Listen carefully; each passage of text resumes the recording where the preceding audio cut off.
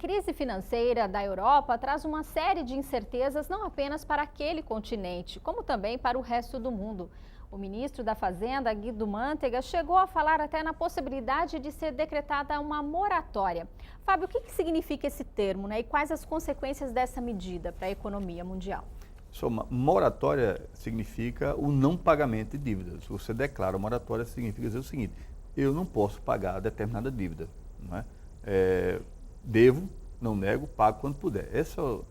Na verdade, é um calote. É uma moratória, é um calote. Calote é quando você realmente diz que não vai pagar mesmo, então você deu um calote. Moratória é você vencer o prazo da dívida, você não pode pagar naquele dia. Então, você pode declarar uma moratória, né, técnica, ou seja, não tem condições de pagar.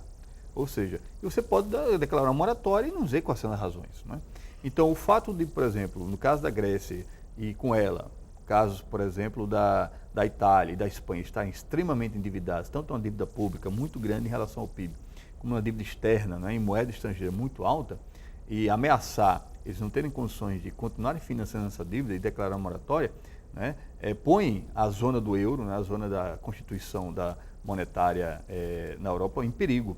E, inclusive, a diretora do FMI agora recentemente colocou que o FMI não tem dinheiro suficiente para ajudar todos esses países, principalmente os países maiores, em termos para salvá-los. Ela falou que tem em caixa em torno de 400 bilhões de dólares, né, e agora está se negociando na Europa, com as principais economias europeias, França principalmente e Alemanha, a criação de um fundo de estabilização no valor em torno de 2 a 3 trilhões de dólares de euro para poder ver se consegue estabilizar essas economias que estão com dificuldade de sanar suas dívidas.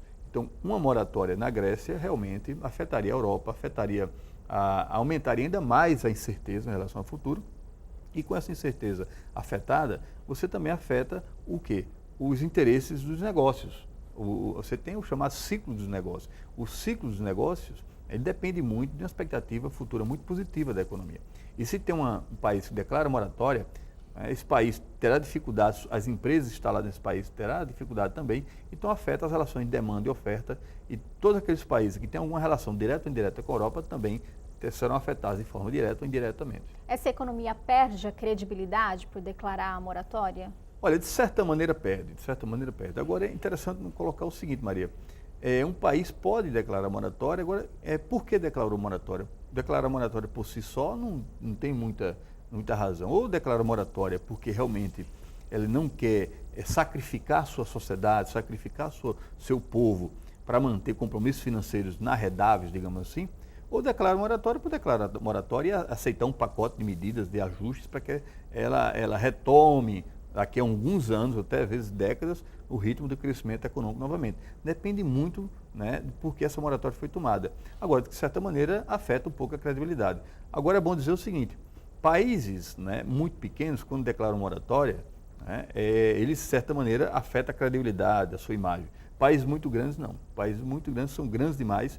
Quando eles declaram moratória, tem certa aceitabilidade, apesar de ter manchado a sua imagem e tudo isso, mas são economias fortes, economias muitas vezes são militarmente bem montadas, agora, né, continuam sendo respeitadas assim mesmo.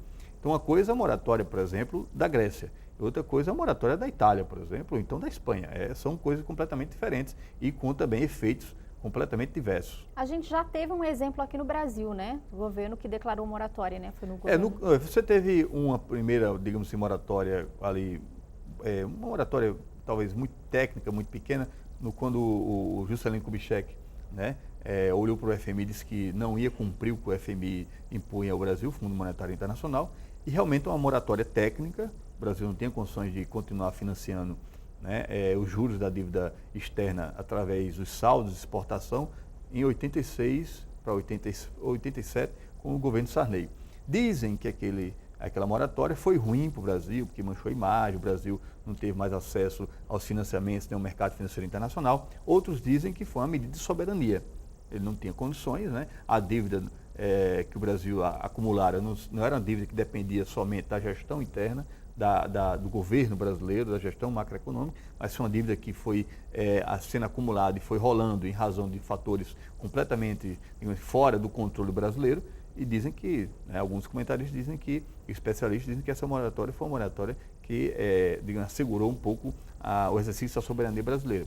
Ainda estamos discutindo se foi boa ou não foi boa. Né? Depende muito do viés e do olhar do analista que se defronta com essa situação e observa digamos, os efeitos colaterais digamos, do pedido de moratória naquele momento. Bom, então só para a gente encerrar, essa moratória ela tem um prazo determinado ou não? Eu creio que não tem prazo determinado não. Depende muito da negociação política que a Grécia deverá ter dentro da União Europeia e depende muito também das forças, né? Da força que tem o governo europeu, no governo grego, a força que tem os mercados financeiros e a força que tem as duas principais economias da região para poder debelar os efeitos da crise e os efeitos da moratória, que é a Alemanha e a França. Fábio, obrigada mais uma vez pelas suas explicações aqui no nosso programa.